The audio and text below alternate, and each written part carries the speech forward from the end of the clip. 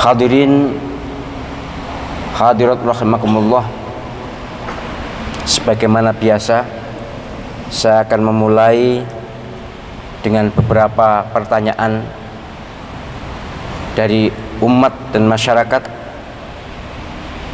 yang saya nilai urgen untuk dijawab di forum ini. Kemudian nanti saya beri kesempatan penjenengan bertanya bebas tentang apa saja. Pertama, ada seorang ibu muda yang mengeluh karena ketika memberi nama anaknya dengan mengundang tetangga mengadakan semacam selamatan, lalu ditegur oleh temannya, oleh tetangganya, bahwa itu adalah bid'ah. Karena zaman Nabi tidak ada acara seperti itu. Hadirin hadirat, para pemirsa, para pendengar yang berbahagia, sekali lagi saya ingin mengulangi pengertian bid'ah yang sudah dibahas di beberapa disertasi, yang berarti kebenarannya kredibel, dan saya termasuk yang menguji mereka. Secara konklusif, bid'ah adalah ajaran, tindakan yang terkait dengan agama Islam tentunya, yang tidak berasal dari Nabi Sallallahu Alaihi Wasallam dan terkait dengan ibadah dan akidah, atau terkait dengan akidah dan ibadah mahdhah. Gampangnya, boleh disebut bid'ah jika itu terkait dengan akidah atau ibadah murni, ibadah vertikal, bukan ibadah horizontal. Kok tidak berasal dari Nabi, itu bid'ah. Tetapi itu pun ternyata harus ada pengembangan pengertian bid'ah itu loh, bahwa pokoknya segala tambahan yang tidak berasal dari Nabi terkait dengan ibadah dan akidah, bid'ah. Tapi ternyata dalam aplikasi, dalam pelaksanaan di kehidupan umat Islam, ada sesuatu yang terkait dengan ibadah dan tidak berasal dari Nabi, dilakukan oleh orang-orang yang kita akui kesolehannya. Contoh yang paling mudah adalah sholat tarawih tiap malam selama 30 hari 20 rakaat. Itu tidak ada pada zaman Nabi, baru mulai ada pada zaman Umar, mertuanya Nabi Sallallahu Alaihi Wasallam. Contoh lagi, azan Jumat zaman Nabi, zaman Abu Bakar, zaman Umar 1 kali, era Sayyidina Utsman 2 kali, sampai sekarang di Masjidil Haram, Masjid Nabawi. Dan setahu saya selama saya Jumatan di negara Arab manapun, azan Jumat itu selalu 2 kali. Di Indonesia 1 kali sebagian. Itu ibadah mahdhah, itu vertikal itu. Jumatan, mau tarawih, yang melakukan Sayyidina Umar soal tarawih ya, dan para sahabat atas izin dan perintah Sayyidina Umar, dan azan 2 itu yang melakukan Sayyidina Utsman dan para sahabat.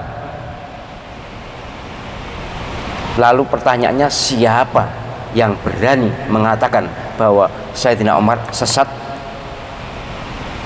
para sahabat sesat gara-gara tarawih terus menerus 30 hari 20 rakaat? Siapa yang berani mengatakan bahwa Sayyidina Utsman dan para sahabat era itu bid'ah, sesat juga? Karena azan 2 tidak ada pada masa Nabi. Apa ngono mikire? Ya kalau iya, ya silakan ungkap di masyarakat bahwa Sayyidina Umar tokoh bid'ah, Sayyidina Utsman tokoh bid'ah, sesat. Tapi kalau Imam Syafi'i rahimahullah tidak mengatakan begitu. Apa yang dilakukan oleh Sayyidina Umar memang tidak ada pada masa Nabi, tetapi disepakati oleh semua sahabat, berarti ijma'us sahabat. Dan Sayyidina Utsman juga begitu. Memang azan 2 hari Jumat tidak ada pada masa Nabi, masa sahabat Abu Bakar, masa Sayyidina Umar, tapi disepakati oleh semua sahabat, berarti juga ijma', kesepakatan para ulama. Tetapi kan statusnya tetap bid'ah. Iya, tapi bid'ah hasanah. Inilah muncul kata bid'ah hasanah sebab untuk memberi istilah pada Sayyidina Umar, pada Sayyidina Utsman sulit. Jelas tidak ada masa Nabi itu bid'ah, jelas karena terkait ibadah. Lalu pelakunya Sayyidina Umar dan para sahabat, Sayyidina Utsman dan para sahabat. Tidak ada keberanian untuk mengatakan mereka sesat karena melanggar kebiasaan ini. Maka adalah istilah bid'ah hasanah.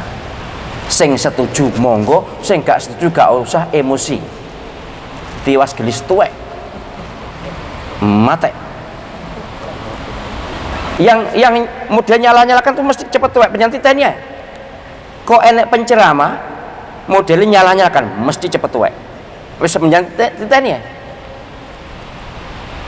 Makanya dodone sumpek, otaknya panas. Karena aku ya gak ngono rek, tapi ya buktinya murid-muridku ya banyak yang sudah tuwek-tuwek nyalip aku. Ya naudzubillah tidak sombong, tapi saya hanya ingin mengajak panjenengan, ayolah kita hidup ini lapang dada, dingin kepala, murah senyum. Gak usah nyala-nyale wong liyan. Ngerasa bener boleh lah, tapi aja nyala-nyalani liyan. Jadi kembali ke tasmiyah tadi, memberi nama anak tadi. Apakah itu ibadah mahdhah? Bukan. Ibadah murni? Bukan. Itu ibadah ijtimaiyah, ibadah kemasyarakatan, yaitu minta didoakan, kemudian sedekah, kan ibadah ijtimaiyah. Memberi nama itu kan ibadah ijtimaiyah. Jadi kok enek doanya, ada berkatnya. Saya yakin Mas Fakih diundang, dia ndonga ndak maca ayat apa beberapa surat, kemudian disalami terima kasih, gak kayak apa-apa, kira-kira mari ngono diundang gak moro meneh kok. Gak Mas Fakih tok ya kabeh lah. Diundang kok mulai diumbar ngono aja. Ngono kok ya diarani bid'ah. Kalaupun harus disebut bid'ah karena tidak dapat masa Nabi, maka ini baik atau buruk sih? Ngundang orang diajak berzikir, berdoa, ngundang orang supaya silaturahim, kemudian di sedekah, baik atau buruk? Baik kan? Lah nek ngundang orang kon mabuk-mabukan itu sejen mah. Ngundang orang kon remi sejen meneh. Tapi ini ndak kok suruh diajak berzikir, dimintai doa untuk anak yang baru lahir, kemudian dinamakan. Apalagi dalam Islam ada akikah. Umumnya yang mampu ada akikah, kemudian ngundang tetangga, ya konsumsinya dari daging akikah itu, kemudian diberi nama, bagus kan? Endi sing bid'ah iku? Jadi sing ngaran bid'ah kuat belet bid'ah, dari kaki sampai ujung rambut kira-kira gatel nek gak muni bid'ah iku. Jadi sekali lagi, ayolah kita damai, kita tenang, tidak usah gampang nyalakan yang lain. Saya yakinkan pada panjenengan, sekali lagi ini usah entah berapa kali di sini saya sampaikan, dan ini saya ceramah di seluruh Indonesia pun saya selalu titipkan ini. Lapang dada, dingin kepala, murah senyum, ngerasa semuanya itu dulur, saudara, bener kabeh. Kalau yakin salah, kita hadapi perorangan, ditanya atau dengan dialog yang santun. Mau itu hasanah, bukan ngecap bid'ah, ngecap sesat, syirik. Ya Allah, Di dunia ini setahu saya orang yang melakukan seperti itu jauh lebih besar daripada orang yang jinaknya anak wong loro tok wis meneng-menengan. Ndak lah, nama itu ya kudu diumumkan ben roh tangga teparo. Lah ngundang supaya tahu itu kan ya masuk garingan. Jadi sekali lagi bid'ah hanyalah yang dikaitkan dengan akidah dan ibadah murni. Itu pun dalam perspektif mazhab Syafi'i terpaksa dalam tanda kutip ada istilah bid'ah hasanah, karena nyatanya dalam sejarah ada seperti itu. Termasuk Abu Bakar mengumpulkan Quran zaman Nabi, dihafalkan semuanya, tidak ada mushaf, hanya ditulis di benda-benda lepas. Maka Abu Bakar waktu itu menentang, tidak mau betul, karena Nabi tidak melakukan. Kemudian dibujuk oleh Sayyidina Umar, akhirnya melakukan. Itu sebenarnya juga bid'ah, karena zaman Nabi tidak ada. Cuma kalau ini menurut saya bukan ibadah mahdhoh, tapi ini ibadah ijtimaiyah.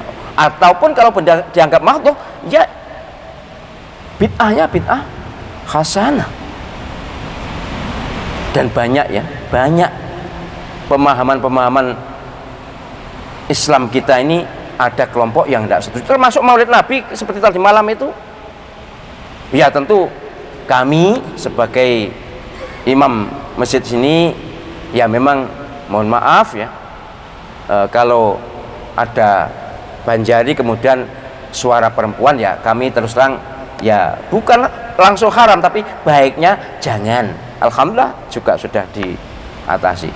Soal suara perempuan haram atau tidak haram kan memang mukhtalafih, diperselisihkan, tapi nek dalam rangka peringatan Maulid kemudian gorengnya yang jero masjid terbangan, kemudian vokalisnya perempuan kan ya Mas Wahid kerasan yang Arab